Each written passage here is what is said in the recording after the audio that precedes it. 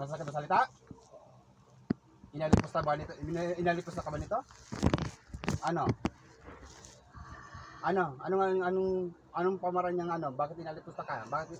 Ano? Nagsasabihan ka bang masasamang salita nito? Sa isip at sa salita? Bakit? Bakit ka nagagalit sa lalaki nito? Mga salita, mga masasakit na salita niya? Ganon? Ano nga? Oh. Ginagambala ka? Saan? Saan bahay mo? Na? Sa kanila? Ay, nakatira ka sa bahay nila? Ano yun? Yung bahay nila, di ba pinapaayos yun? Ni Robit ba? Doon ka na ba nakatira? Saan ka ulit nakatira? Sa loob ba o sa labas? Sa loob? Yung bahay na yun, sa'yo yun. Ay, gusto mo to palisin. Ano, ibig sabihin mo to? Palisin mo itong lalaking to doon sa bahay na yun? Palisin? Sa kanila yung bahay niya yun, di mana yun ng mga magulang niya, di ba? Mana yun. Ilang kayong demonyo? Ilang kayong demonyo? Marami kayong mga demonyo doon? Maliban sa demonyo, ano pa? Mga duwende, meron? Meron duwende? Yung, di ba ang lalaking to, may duwende itong kaibigan na? Na? Si Rome? Ano nagawa ni Rome? Na? Gabay niya ni si Rome. Ano sabi ni Rome? Bakit? Ikaw, tapos? Itong nung na-hospital, itong lalaki to, kayo ba may gawa? Nung na-hospital to, kayo ba may gawa? Ano nangyari dito sa lalaki to nung na-hospital? Ano nangyari? Atake? Talagang sakit niya talaga yan? Atake sa ano? Sa puso, ano? Sa puso? May sakit sa puso to? Ganon. Maliban doon sa sa atake sa puso, ano pag may kung nagambala kayo dito sa ng lalaki to sa bahay mo, sa bahay niya, saan kayo, ikaw lang sabi na sa lahat ng bahay na yun, ikaw, sa inyo yon, di ba? Marami ba kayong mga demonyo doon? Marami? Marami? Paano nyo kung ayaw nyo umalis doon? Anong gawin mo dito sa lalaki to? Ikaw makakalaban niya. Talaga. Paano kung tulungan ko itong lalaking to? Walang imposible sa Diyos. Sabi ng Diyos, ito ang sabi ng Diyos, wala kayong magagawa mga elemento. Nauna kayo nakatira. Pero, isipin mo naman, yung may tao na nakatira ngayon, next generation na ngayon di ba? Kung sakaling paalisin natin itong lalaking to, kaya mo ba siyang bigyan swerte o kabayaran para umalis doon sa bahay na yon? Pili mo siyang bigyan pera o swerte? O para pagbili kayo itong swerte ng lalaki to, alis siya sa bahay na yan. Sa inyo na yon. Kumbaga yung bahay na yun, abandonado na lang. Kung sa inyo yon, bigyan mo tong yung swerte to. Kumbaga swerte ay kapalit pera para makabili siyang panibagong bahay. Di mo rin siya bibigyan swerte na pambili o kaya pwede mo siya patami sa wedding. Walang iya dahil nga ginambala kayo sa bahay niya.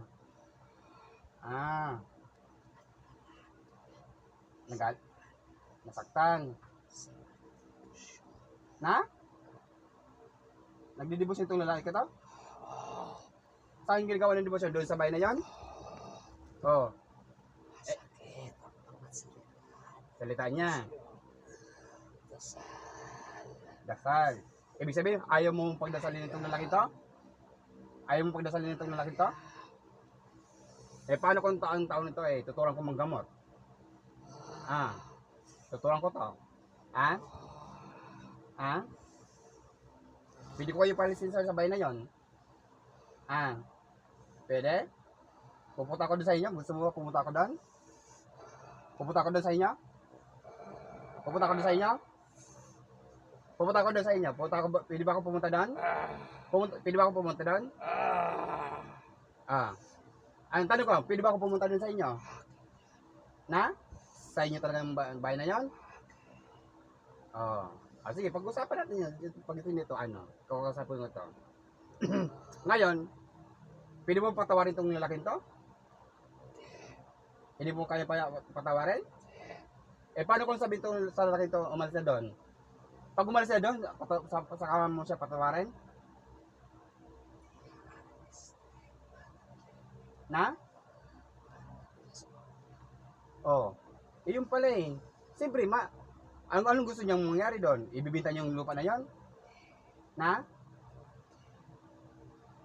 Oh, anong gagawin niya? Na?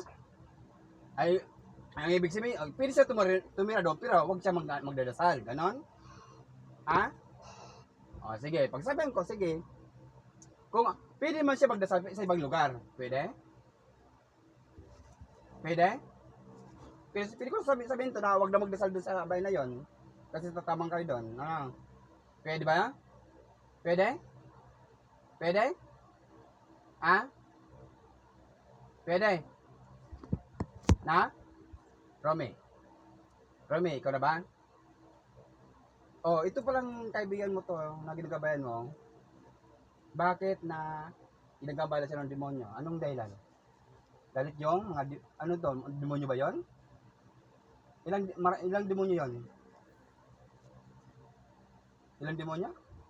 Ay, parang ayun, next yung dimension ng mga demonyo 'yan. Anong yun? May yung bahay na yon, anong meron doon sa bahay na yon? Anong palatandaan doon na masabing may demonyo? O kota ng mga demonyo? O impyerno? Aryan, ano ba yung yung bukal o ano ba? Yung pintuan ng demonyo? Pintuan ba? O lagusan? Lagusan ng demonyo yan? Pwede, may magawa ba tayo na isarang lagusan na yan? Pwede ba natin isara? Pwede? Para di sa makalis doon. Isara natin yung lagusan. Na? Yung demonyo.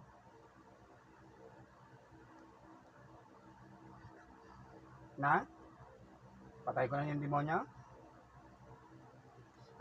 Sabi ng demonyo, marami daw sila doon eh. O pag nagdidebosyon tong lalaking to, natamaan sila eh. Tama ba? Tapos hindi ba pinayos niya yung bahay? Inerobate ba? Oh. Ba't wala ka nagawa doon? Piniproteksyon nila. Bakit inatake to? May sakit sa puso to? May stress din? Kulang sa tulog? Kulang sa tulog. Ano pa? Stress yan. Mali ba pala doon sa stress? Ano pa? Ano pa mga pwede natin gawin? Anong mga advice mo sa akin? Na? Tutulungan ko to. Sige, tutulungan ko to. Rome, may tatanong ko sa iyo. Nung nakaraan, di ba tinawag kita? Narinig mo ba ako?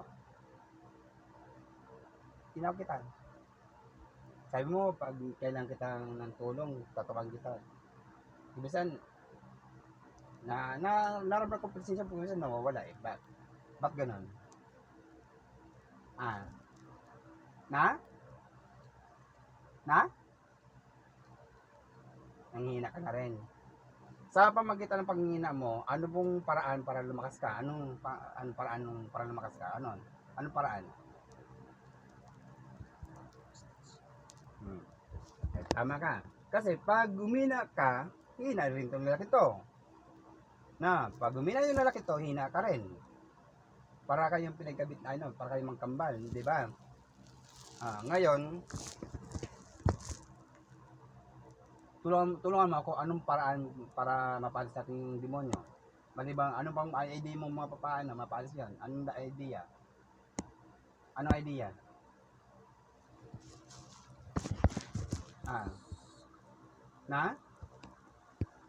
Ay gusto nung demonyo, Huwag daw siya magdasal doon o magdidebosyon. Eh, siyempre, hindi naman pwede yun, di ba? Oh. Eh, yung lupa na yun, mana pala yun. O, ano kaya, kung ibenta na lang niya yung lupa, at umalis na doon, na? Hindi mangyayari yun? Mangyayari yun kung ano gugustuhin eh. Sabi nga nila, pag gusto may paraan. Pag kayo may dahilan, di ba? Pwede niya ano. Yun nga lang, mayroong maghahadlang. Hadlang siya ng demonyo na huwag ibenta yun. Ikaw lang titira doon. Kaya yun lang, ang gusto ng demonyo, huwag ka magdidebosyon doon o huwag ka magdadasal. Oh. Na? Oh, masakta talaga sila doon. O kaya, anong gusto mo? Samahan ko tong lalaking to para palayasin sila doon? O isara natin yung lagusan ng impyerno doon? Ha? Na? Wala niya sa bahay nila yung lagusan? Nasa likod ng bahay. Ano yun? Sa may pintuan o likod talagang bahay nila talaga mismo? Na? Sa ibang bahay. Ibig sabihin, nagkakunik yung isang lumang bahay, sa kabilang bahay at sa isang bahay ninyo. Ano sa isang bahay noon eh. Kasi sabi raw niya, lahat daw niya yun, sa kanila. Oh. Tama ba? Oh, kung sabi mo nga sa likod eh. Na? Oh. Ano ang pwede mo ma-add sa akin? Pwede natin gawin? Maliban ba doon? Ano? Patayin ko ang demonyo. Okay. Ayun ba gusto mo? Ilan sila? Sa estimate mo, ilang demonyo sila? Ano doon? Marami. Marami di ba? Marami. Ilang demonyo sila nandoon? Mga estimate mo, mga ilan? Ah, ilan? Mga ilan? Marami talaga sila, marami. Sige. Sige. Sige. Romy, pwede tabi ka muna. Kausap ko yung demonyo. Ah.